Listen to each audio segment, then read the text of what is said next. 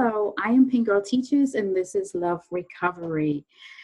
Welcome and thank you so much for joining me. If it's your first time, it's great to meet you. If you find anything that I have to share here interesting, I invite you to subscribe and turn on your notifications. And if you are back, well, hey, welcome. Thank you so much. And I really do appreciate you trusting me with what I have to share while you try to make sense of your own journey after narcissistic abuse, or while you're still in it. Like I said in the last video, I am going to be talking to you today about why narcissists block, unblock, and block. Crazy. And my ex used to do this all the time. I think he still does, but like, who cares? But yeah, why does the narcissist block, unblock, and block? And it just becomes like a game of crazy musical chairs. But you know, our business is not to mind, and we're going to be minding our business. Okay. So listen, it really boils down to them having power and control over you. That's all it really is. You know, when my relationship ended, or when I discarded him, when I broke up with him, I was very quick to make up in my mind that this is over. I've shared before that, it was a lot of cheating. The disrespect was so blatant. I didn't have time for it. And so I decided that this is over, and I blocked his phone number. I blocked him in my phone. I didn't really think about social media because he only had one social media account, and I just it never occurred to me to go and block his Instagram. All I thought is I'm just going to block his phone because that's where we shared all our communication. And from what I had known is that he barely used that account.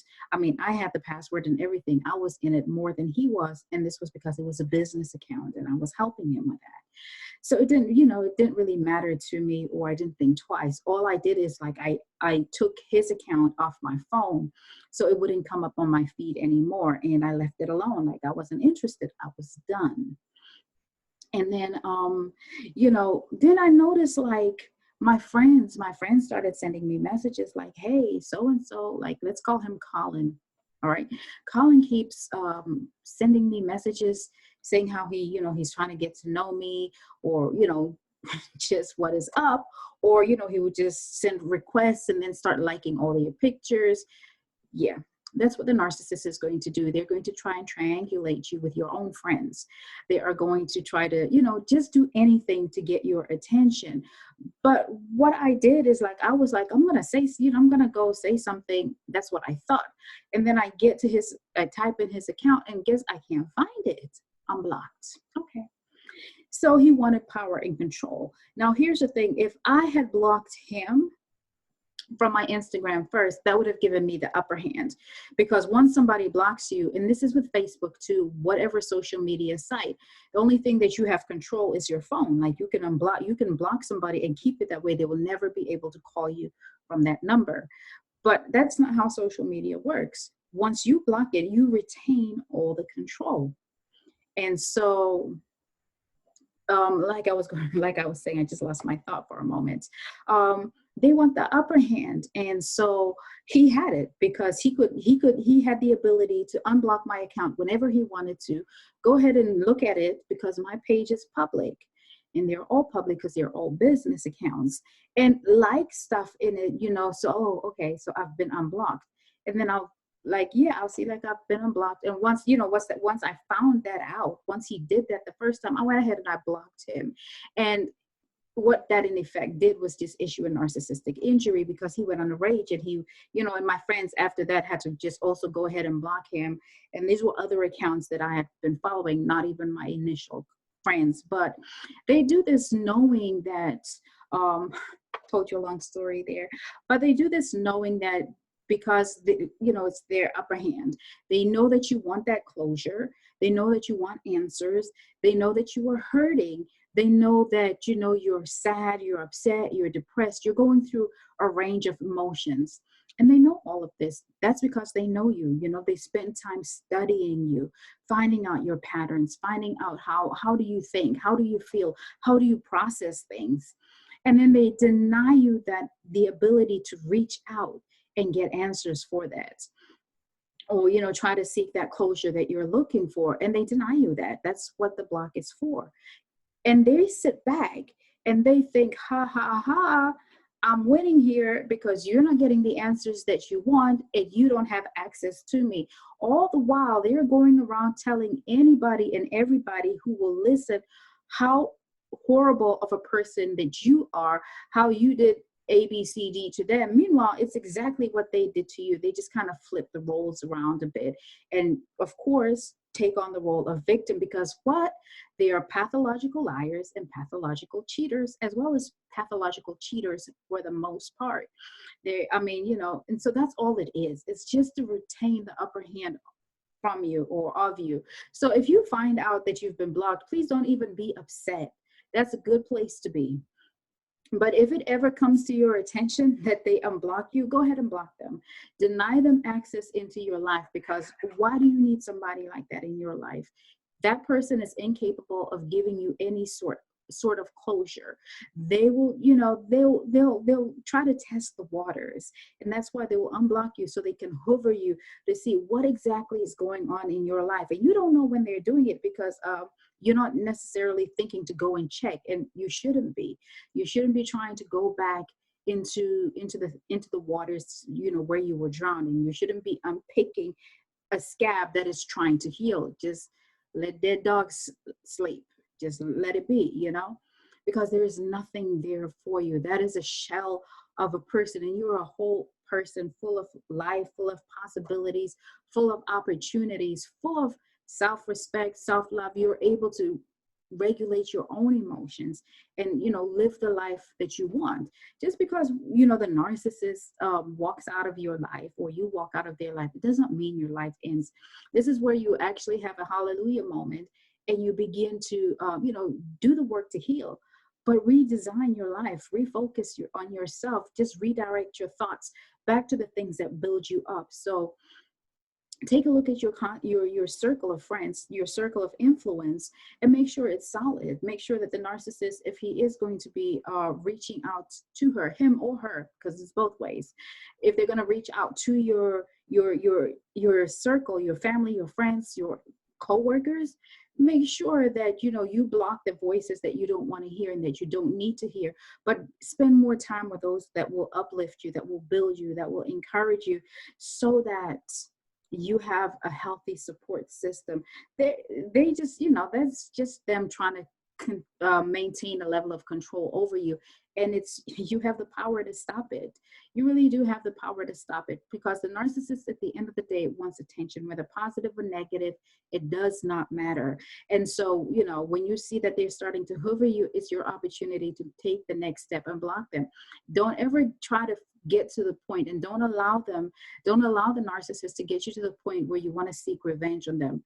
No, that should be the least of your worries. You know, a lot of times people want to know how can they get revenge on the narcissist. The best revenge you can ever get, and, you know, and I'm not trying to tell you to go and try to seek their harm or their demise or anything. You got to let that hate, that hurt, that anger, that bitterness, that frustration, the fury, you've got to let it go, because that's toxic to you and it can seep into your other relationships, and you don't deserve that. You deserve to have healthy, loving, fulfilling relationships. And as long as you hold on to that, it will always find a way to filter into your other relationship. So no, the narcissist does not get to run your life. They do not get to dictate what your future looks like. Fortify your own personal constitution and live by it. You can do so much better. So, you know, when you have the opportunity, I encourage you, block them on absolutely everything. If you have to change your number, it's difficult, and it may throw your life upside down, but go ahead and do that. Block them on their emails, block them in any and every way that you can think of. You know, if they're as crazy as the one that I dealt with, you'll get calls from text app numbers. It's always going to be a different number, or, you know, a same reoccurring number, until they realize that you're not answering it, you're not responding, or you figured them out, and then they come up with another one. It's annoying. So I went ahead and I changed my number, and it's been peaceful. It has been peaceful ever since. So, you know, I just wanted to come on here real quick and just encourage you with that. Like, yeah, they do it. They play that block, delete, block, unblock, block, and that's fine. You, when you have the chance, if you come out first, or if you know that you're about to pull away from them, go ahead and block them. Do it first.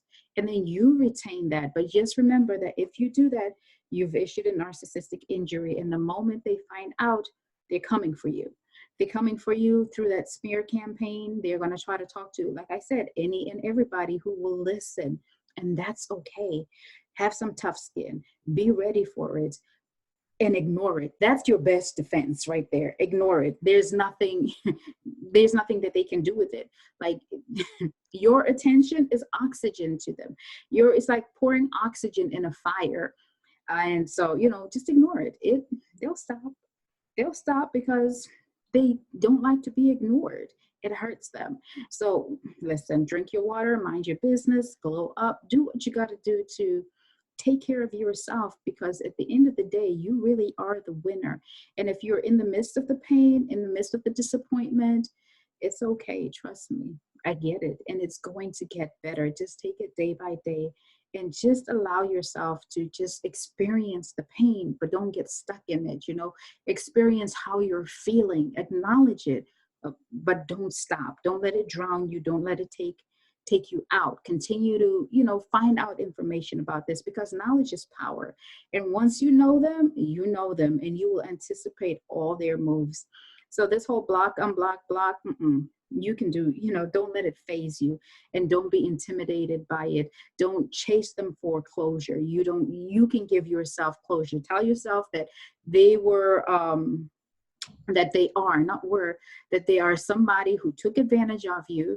There's somebody who miscalculated your strength, who underestimated your willpower and your tenacity and your ability to overcome. And you might not even feel like that in this moment, because trust me, I didn't when I was going through it. I spent 3 straight days in my bed. I was just crying. I mean, like, really, I wasted a whole 72 hours crying over that person. Like, what is wrong with me? And you get to the point where you ask yourself that. But that's once you recognize things for what they are and you see them for who they are. Listen, they never deserved you in the first place.